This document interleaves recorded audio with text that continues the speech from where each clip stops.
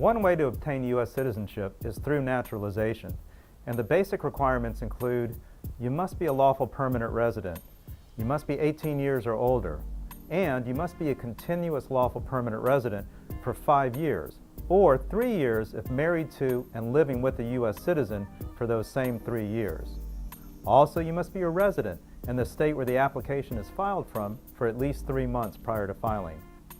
Also, you must be physically present in the United States for at least half of the 5 or 3 years. Also, you must be a person of good moral character for that 5 or 3 year period.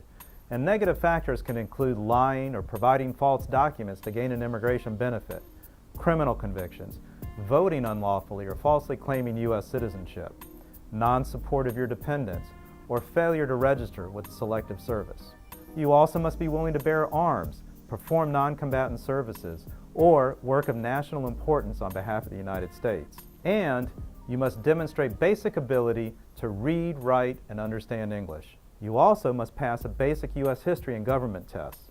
There are exceptions, though, for those that are 50 years old and have had their green card for at least 20 years, or 55 years old and have had their green cards for 15 years, then no English language requirement is there, but you do have to pass the history and government test, but in your own language. Persons who are physically or developmentally disabled or have a mental impairment are exempt from the English language and history and government requirements.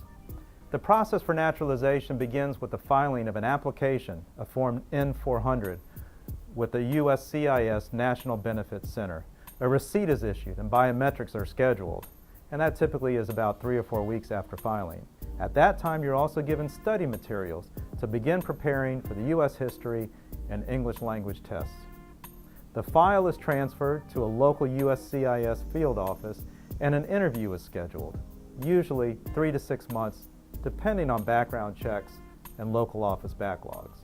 At the interview, the application is reviewed and testing occurs. If all goes well, you'll be scheduled for a ceremony where you will take the oath of allegiance to the United States and receive a certificate of naturalization.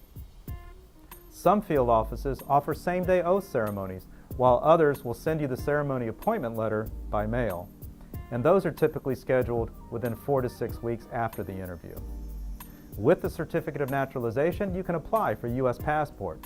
You're not required to turn in your foreign passport to the U.S. government, and while the U.S. does not formally recognize dual citizenship, we will recognize the policy of the other country. So, if your original country of nationality recognizes dual citizenship, then the U.S. will allow you to keep both nationalities. For more information, as always, contact us at the Kapoor Law Group, your immigration lawyers.